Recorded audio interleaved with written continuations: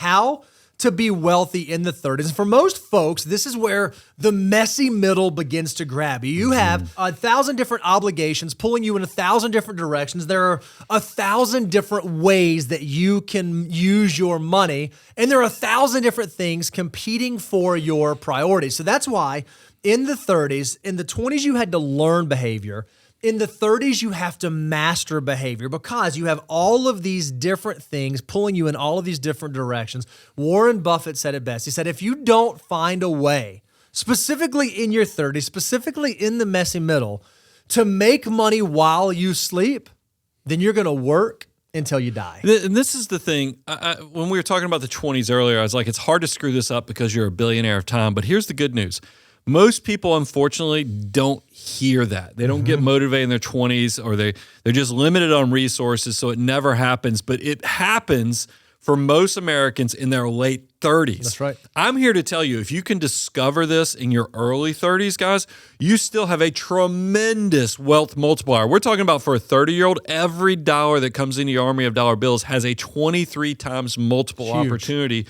Don't sleep on this, is because this is what's going to make your life easier, so you're not having to work for the man or work where you trade your time. We want you to have options for the future. Okay, so when we think about in the 30s, what wealthy looks like, well, it actually looks like actually investing. In your 20s, we said it was aspirational. You just got to start somewhere. Start with that 5% of your take-home pay. Start with $100 a month. Start doing something. But by the time you get to your 30s, it's a little more prescriptive. In your 30s, we want you actually saving and investing 25% of your gross income. And we want you to have this mindset that, okay, the thing I'm going to focus on is how much I'm saving and putting it to work. And I'm going to save and I'm going to put it to work, and then I'm going to wait. And Charlie Munger says that the big money is not in the buying and the selling. It's not in the trading. But when it comes to building wealth as an investor, the big money is actually in the waiting. Yeah, I would add, if I could give Charlie one little asterisk, I'd say and being consistent. Love it. Because, guys, think about this. This is the part where so many of you will get inspired to watch our content, and you might fund your Roth 1 year. And that Roth, especially if you use one of our wealth multipliers, it's going to grow into something spectacular. But if you can just keep waiting, not letting the market emotions, whether the market's getting beat up or whether there's volatility or there's crazy political stuff going on or geopolitical things, you're going to be cool as a cucumber. You're just going to keep investing. You're going to keep waiting, and you're going to be consistent with your behavior. And you're going to, I'm telling you, magical things will happen to you in the long term. And it feels like early on, when you just start, it feels like it's inching along. It's inching along, inching along, inching along, until you look back and you say, holy cow, I cannot believe how much ground I've covered. If you don't believe us, think about this. Let's say that you have an income of $50,000 a year and you're in your 30s. We've already said, hey, when you're in your 30s, you need to be saving 25% of your gross income. So if I have a 25% savings rate, that means that I'm going to be saving $12,500 every year. That's how much I should be adding to my army of dollar bills. Well,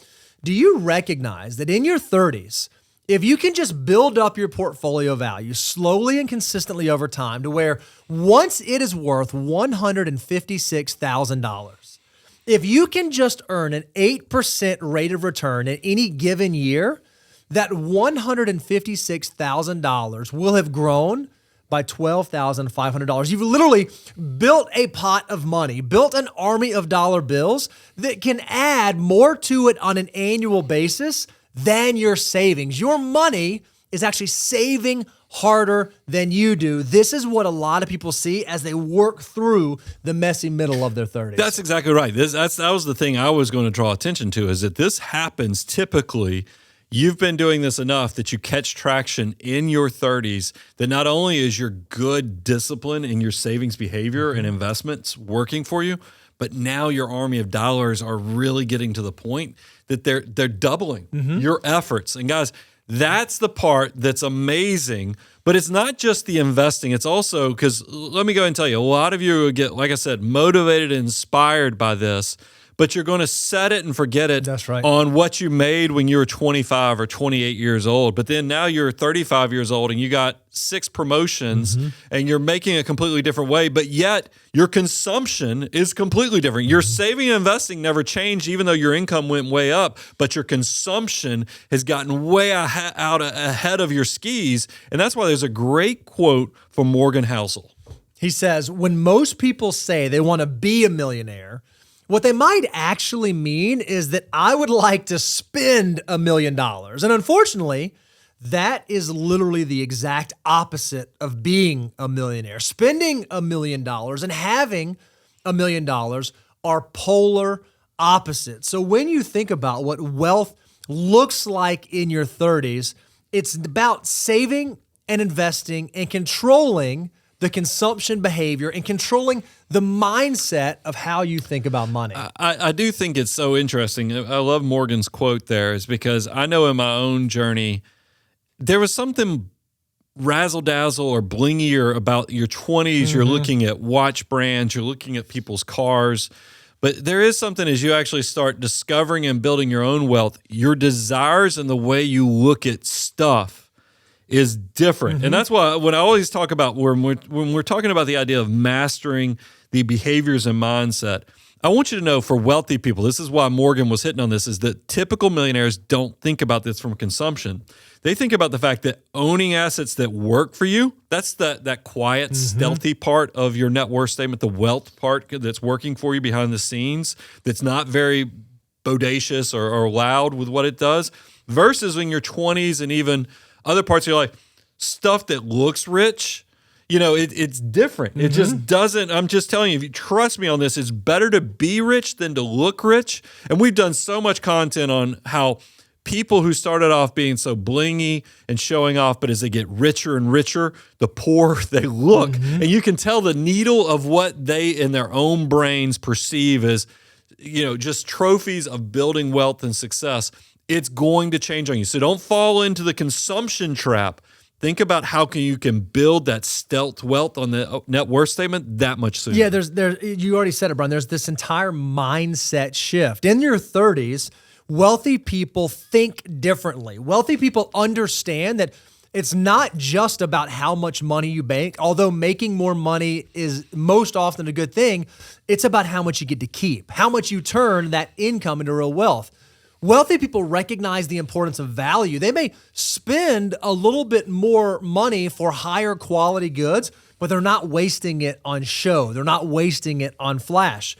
Wealthy people in their 30s, they recognize lifestyle creep. And they understand that lifestyle creep doesn't have to be a bad thing. It can be a natural process on our financial journey, so long as we keep it in check.